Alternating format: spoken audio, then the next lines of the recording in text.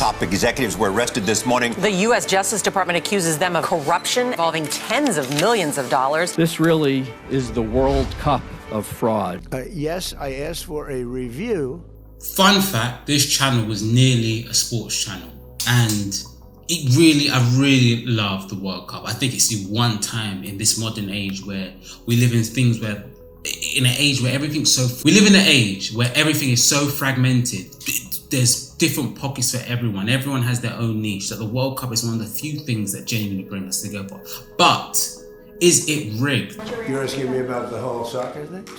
Is there more going on than meets the eyes? Yeah, there is. And I'll be honest with you, I might disappoint you or surprise you with what is truly being rigged. However, stay with me and stay patient, and you'll discover what the World Cup really is actually about. And unfortunately, the football is what comes second.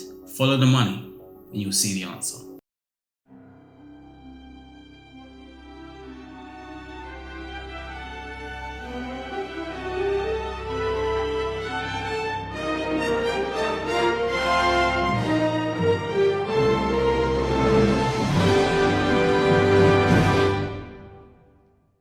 Before we get into that, please do me one massive favor. Please like, comment, share, and subscribe. In order for the channel to grow, it will need your support, it will need your subscription, it will need your comments, and it will need your likes. If you got this far, why not like it? You'll help me out a lot. And if you really are intrigued, if you like the previous episode about Nigel Farage, go check it out. Subscribe. And what we have seen here! Lionel Messi! There's your goal! Balls. Specifically, this ball apparently has an AI chip inside it. The World Cup elicits a lot of things. Is it rigged in favor of Lionel Messi? Is the ball being rigged? Pause. Are games being pushed or manipulated to benefit certain teams, certain betting things? Is it being rigged in that manner? And to put it out, frankly, no. Ain't no way in hell. Ain't no way, bro. Ain't no way in hell. Ain't no way. Let's start with the ball. People assume that the ball is being rigged because it has an AI chip. So many times, I'm seeing this goal way too many times for a World Cup for there not to be something up with that football. It's that kind of shoulder height. As soon as they're not using the curling technique, as soon as that ball is not moving, is not spinning, the goalkeepers are struggling. Now this is a real slowed down version we're getting now. Kylian Mbappe gets it out of his feet. Of course, there's a few defenders in the way that makes it difficult for Ahmed. But he has eyes on it from this moment onwards, right? And watch the ball, the trajectory of it. It is not moving. Yeah. Now, that's not right in the corner, and this is not me coming for the goalkeeper, because I've seen it happen. I've seen it happen with Mendy, Zidane, Pickford. They just cannot seem to get their timing of this football, this World Cup football, anything above shoulder height that's not a curled effort. As it leaves it, he's got enough time. A World Cup goalkeeper can get a step in here and dive, but it seems like it's on him before he's even ready to make contact. And I was speaking to Gail during the first half and saying, how many times at top level do you see the goalkeeper touch it and it go in the goal? Very rarely, because they're good enough to, once if they do get contact, they get it wide. I'm noticing in this tournament that goalkeepers are getting touches on it above their shoulder height and they're just not able to keep it out, so something's up. Let me tell you this now, that AI chip is to help with VAR. It's not the Jabulani, which was flawed in the South Africa World Cup, but it does move a little quicker, hence why some goalkeepers struggles with it. Troublemaker. It sounded like I was trying to make some sort of conspiracy about this ball. I'm not. It was just my observations. The usual calculations they were making with the higher balls, it wasn't quite adding up. I thought those sort of goals would dry up, and they have done, because we're talking about the best of the best in this tournament. I just think it was very much like the Jabulani. If you don't catch it right, then there's a real threat to it. But there's nothing better than just feeling it there. And I hope that debunks one of the more sillier conspiracies surrounding the World Cup. There's also that the game is rigged in favor of Messi. Referees are paid off. Messi just keeps making people lose their minds. He's been so dominant that some people have actually convinced themselves it has to be rigged. Referees do have tough decisions. They make loads of decisions in a game. They are down to human error, some of the mistakes. Some of them I do believe are unconscious bias towards certain players, quicker players, players that are good in one-on-one scenarios. That happens to be Messi. Many people point to the 2020 the 2022, Qatar World Cup, where Argentina were awarded 5 penalties, the most in a World Cup ever. However, if you look into the statistics of that, you'll see that VAR was more prominent there. On top of that, there were stricter rules regarding fouls and foul baiting going on. That World Cup particularly had more penalties and calls than average. So in some ways it kind of is debunked. Was it heavily in favor of Argentina? I don't believe so. I think that's just a conspiracy that goes online. I believe that is sort of an anti-Messi, secretly an anti-Messi, pro-Ronaldo comment. Argentina were perhaps the most together team at that World Cup. Maybe not the best team, but the most together team. So some people may use it to debunk their victory. I don't believe the World Cup is in favor of Messi, because if it was, and I mean this, why haven't Ronaldo and Messi played in a World Cup game? Forget a final game. The two biggest stars of their era, perhaps the two biggest stars football has ever seen, have never played in a World Cup game. They've never played on the grandest stage of them all in terms of football. And people think it's rigged for Messi because the FIFA president believes he just likes Messi more.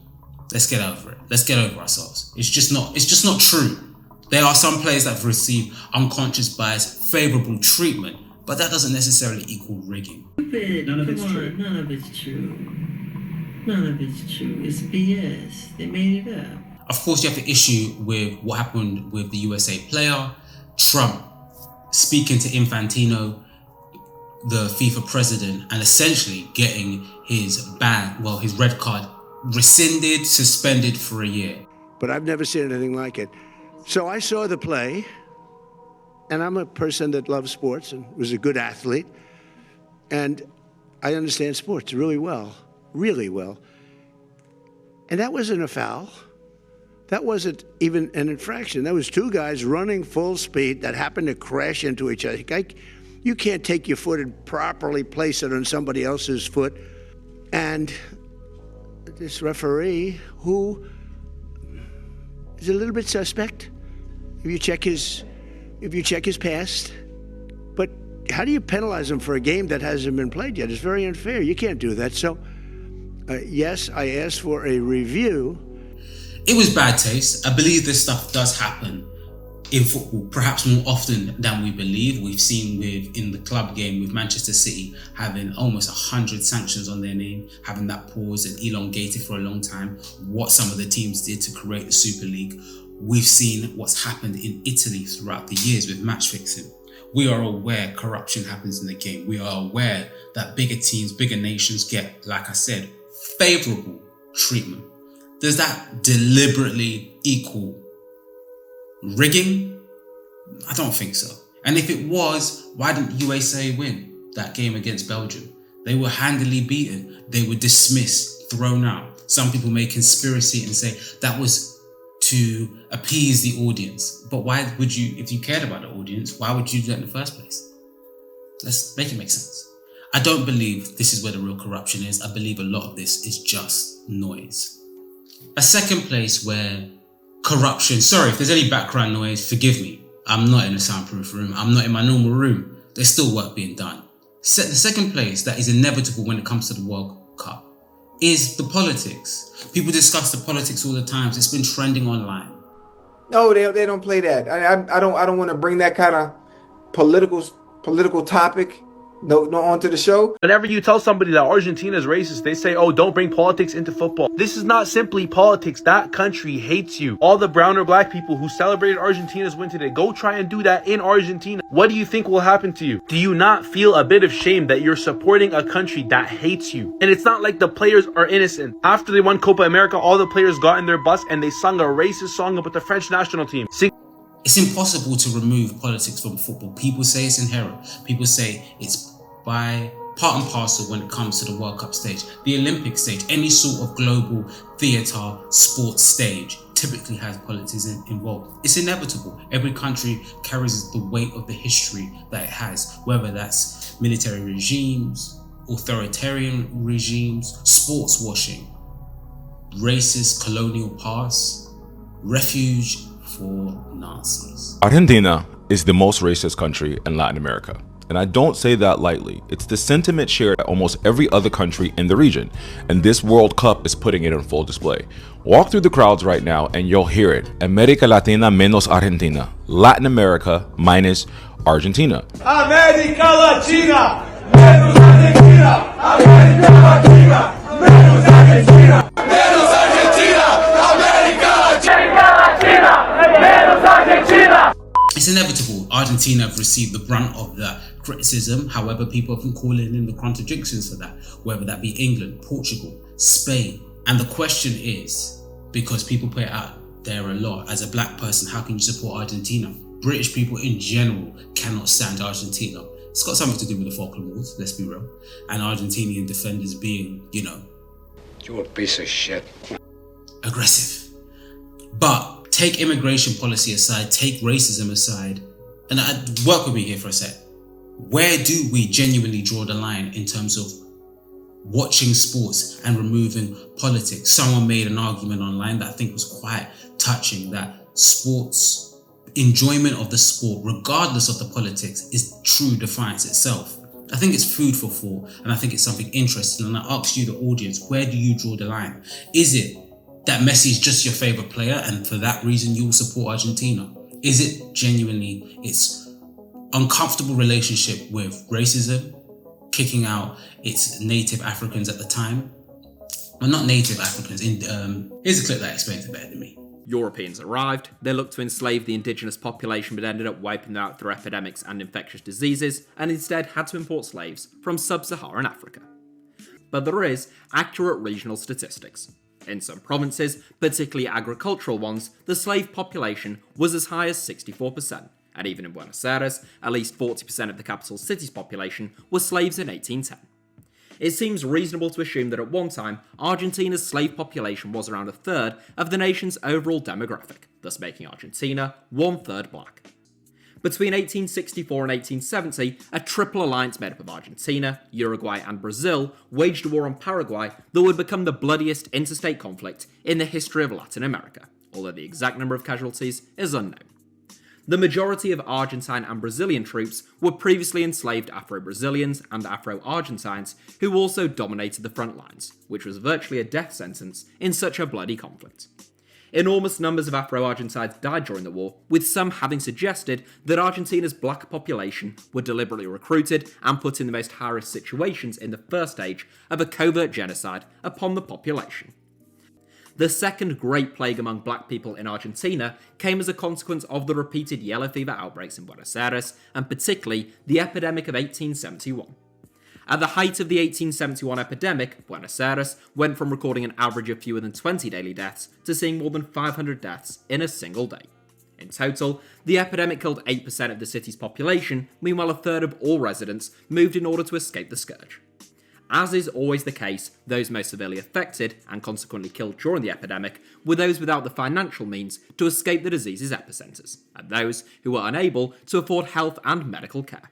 Naturally, in Argentina, the poorest segment of the population were those who had only recently been released from their shackles. Yet again, in this case, President Sarmiento has been accused of creating breeding grounds among black communities for the disease, essentially forcing Afro-Argentines into environments of squalor in overpopulated and heavily polluted areas with inadequate infrastructure and healthcare. In both of these cases, it's difficult to know Sarmiento's individual influence, but there is no doubt that black people were disproportionately killed, and that racism and discrimination was rife in Argentina at the time, just as it was across much of the globe. As such, it's not hard to believe that Sarmiento and other decision-makers in Argentina were at best ambivalent about the lives of Afro-Argentines, and at worst, actively seeking to wipe them out. Post-edit clip here, guys. Apologies, I have more to say than I thought. First and foremost, you'd have just seen the clip of Argentina and their history with racism, their history with essentially diluting and strategically removing, I should say, of black people, black African people. A country that was at one point 1/3 black now has, I think, 0.something% black. It's diluted. They removed strategically black people. You see some of the debates online specifically when it comes to football, that Argentinian players can and have said racist things. You had an incident with Messi. Basically, me and Messi, we were not friends, you know? Yeah. We were enemies. Argentinian players, they are used to use the word like on moments when it's not acceptable. I was not right with that. Rightfully so. No, you shouldn't be. So, for example, the standard word to caray is like, ¿qué pasa? ¿Cómo estás? Yeah. But like in a funny way. Like, me, I don't really care. But for example, Mahamadou Diarra, he was like, bro, I'm gonna kill you, man. You know? yeah, people take it differently. So one time he took like Higuain at his neck, like, bro, I told you already 6-7 times, don't say this word. That was normal for them. That game, he was like, ¿qué pasa? And I was like, bro, you again? Was that ever resolved? He was not my friend outside of the field. So basically, when I saw him, there was respect. Yeah. But that was it, you know? Of course. And this kind of accidents, they happened, you know? But that game, I went to him, I said, like, listen, you know, I just gave him a little bump on the head. Take it easy. These are things that also extend to other players. You know, someone like Uruguay's Luis Suarez has been accused of this. This is something that's prevalent in football. So I understand the sentiment of, as a black person, why would you support Argentina?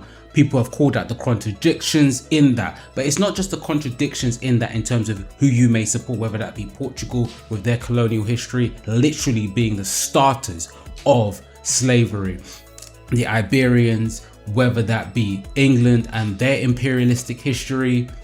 It's not just that. It's also dialogue surrounding black players. I mean, I say later in the video, because it's a post-edit clip, I know what I've said, but I say later in the video that how black players are discussed and the conversations around them is embedded with racism. Black players are often talked about with their attributes and their physical capabilities, and it's embedded into them. He stays injury free, of course, keeps his form up. We know he's got that X factor. We know he can produce in the big Looks in good shape. No, he's a big, strong boy, big unit. He's had great experience already for such a young player. The corruption and the racism and the politicism of football is embedded in the dialogue. Yaya Toure, someone I use as an example, is a player that's discussed with his physicality, not necessarily his technical ability. Pogba, Bellingham, all the same.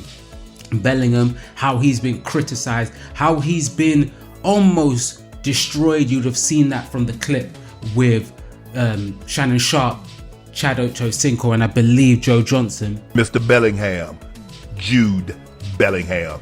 Man, I've been reading about him, man. The England, they ain't rocking with him like that, Joe. You see the thing how they be talking crazy about Jude Bellingham. About Bellingham? Yeah. Oh, yeah. Huh? He too confident, Unc. You can't have that kind of confidence over there like that. Yeah, they call the man uppity. Yeah, over there in that world. Excuse Yeah. me. No disrespect, but they don't play that. No, they don't play that. I don't want to bring that kind of political topic onto the show. But yeah, it's different. Where he's discussed in a manner where, in my opinion, and this is just my opinion, they recognize that it's racist language, it's racist dialogue. It's something that is only ever hinted at in football, how they're discussed. Vinicius Junior is another player who's overly criticized for diving, something everyone does. Mbappe, his imagery was burnt and set on fire in Paraguay. As a black man seeing that does send shivers down the spine. But I ask this question, where do we draw the line? And the reason I ask that is not because I'm dismissing what happens, is, like I said earlier, is enjoyment of football defiance of the racist, corrupt system itself? Do you just express your enjoyment through supporting the black players? Is it our connection to Britain as a British person, as an Englishman, that would push you to support England? It's questions, and it's more intriguing where people draw the line, why people support a team, as opposed to the team they're supporting itself. If I hope that made sense. Let me just repeat that in case it didn't. It's more important why a person supports a team than the team they support itself. I actually like Argentina's football, and I love Messi. It's coonery and buffoonery. Do I agree with their politics? No. Do I agree with how they treat black people? You're insane if you think that. You're insane. But Argentina, I like Messi in it. Let me just keep it real. That being said, I supported Portugal, and and I supported Portugal for one reason: Cristiano. So sometimes it can become as fickle as that, despite the politics.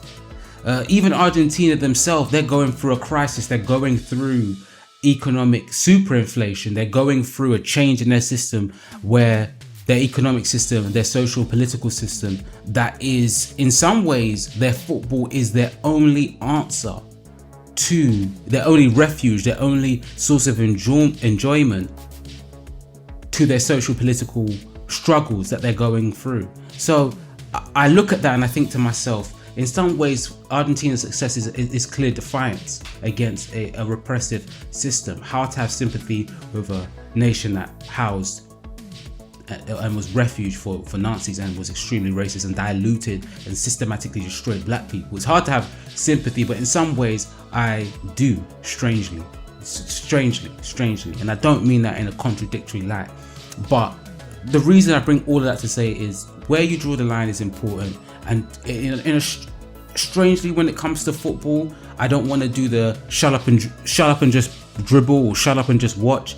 But strangely, there is a line you have to mark on the ground in order to actually participate and enjoy it.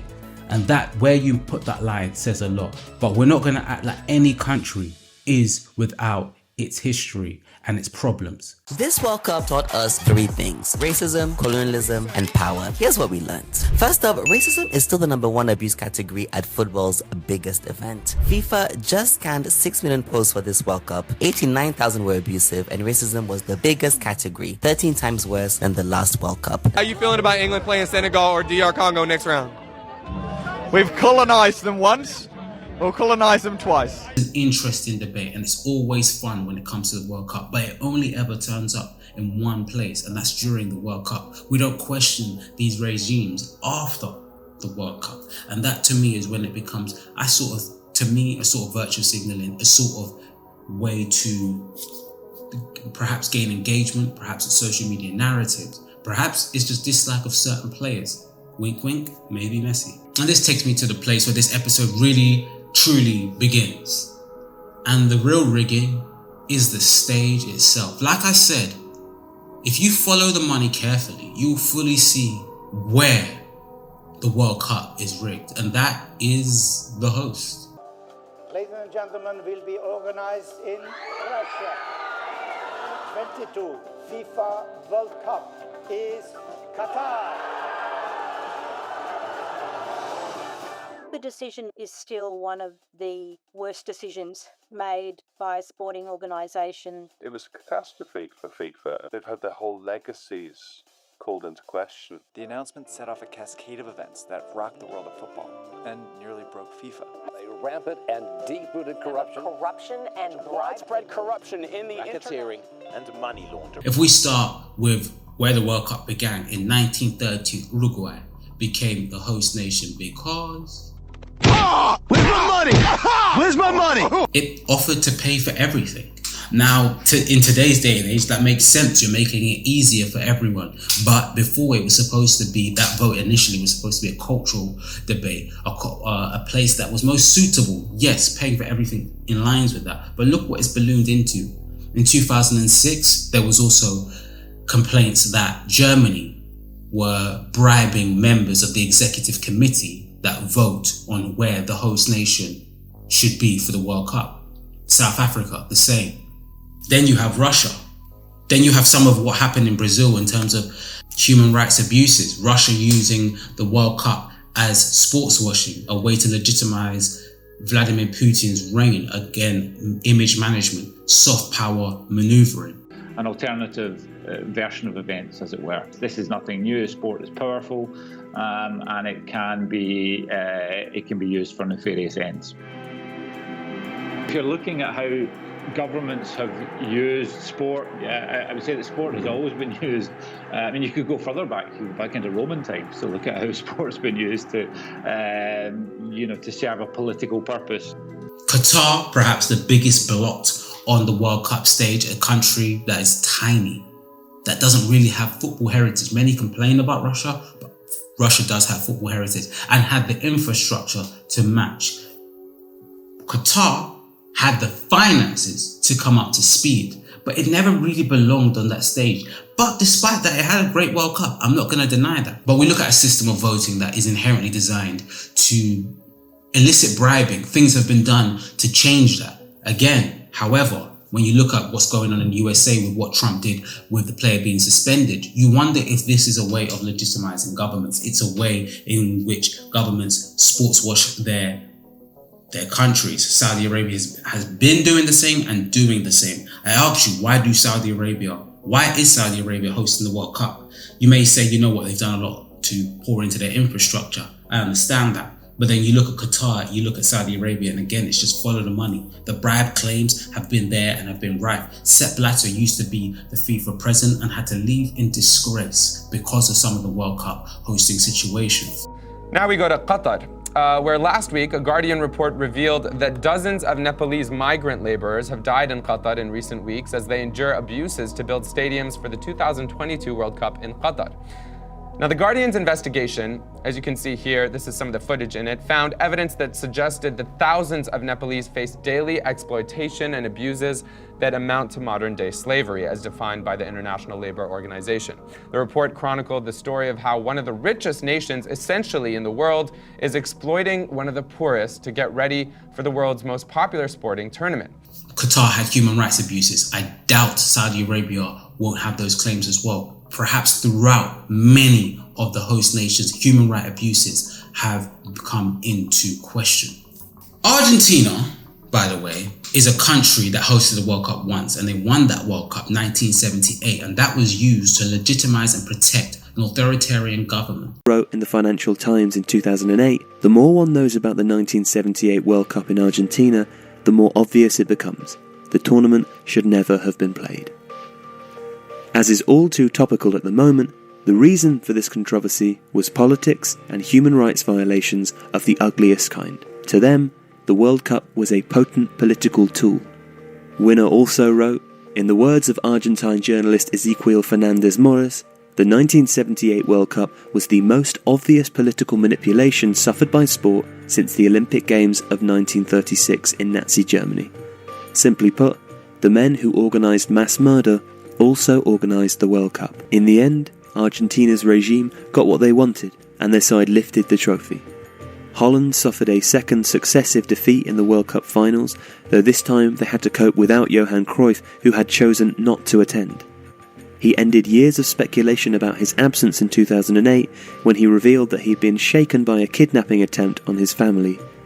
He told Catalunya Radio, "You should know that I had problems at the end of my career as a player here, and I don't know if you know that someone put a rifle at my head and tied me up and tied up my wife in front of the children at our flat in Barcelona." It's another ugly chapter in the ugly story that was the 1978 World Cup. Argentina would get a more honourable victory a few years later, but this one must surely be considered tarnished. Mario Kempes finished as top scorer with 6 goals, and Brazil finished third.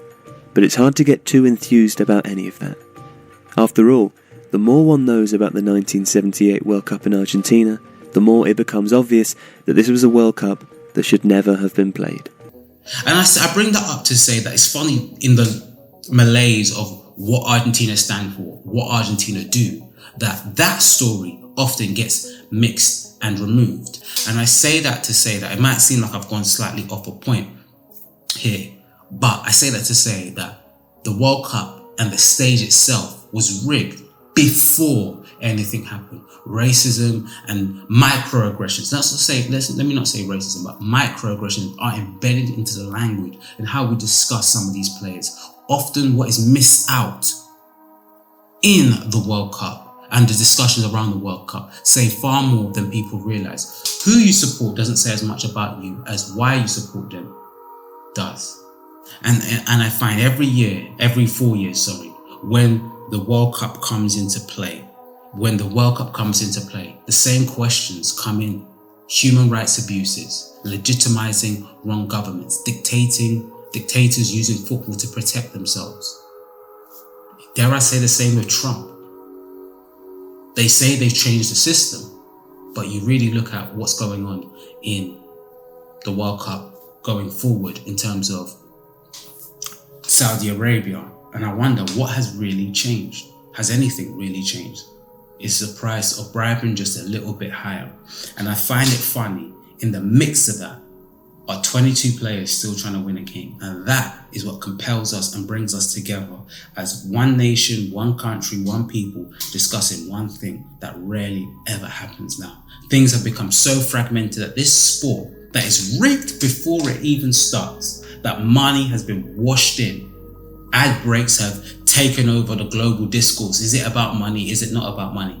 It is. That 22 players trying to win a game still holds out our imagination, despite there being real abuse, real negligence of behavior from the FIFA World Body Football Association. That is not what it's called, but whatever. I find it interesting that that's the bit that gets missed out when we talk about rigging, and we get lost in the drama of things. Perhaps that's intentional, perhaps that's just human nature. I'll leave it there. Thank you for watching this episode. I hope you get my point eventually. Sorry, wasn't as organised as I'd liked it to have been, but it is what it is. Enjoy the World Cup. This should come out before the end of the World Cup. My bet is on Argentina winning. If not them, France. I think France or Argentina. But it could be Spain, who knows? It could be England, who knows? We'll find out. Put into the comments what you think, what you like, and what you want to hear next. See you next time.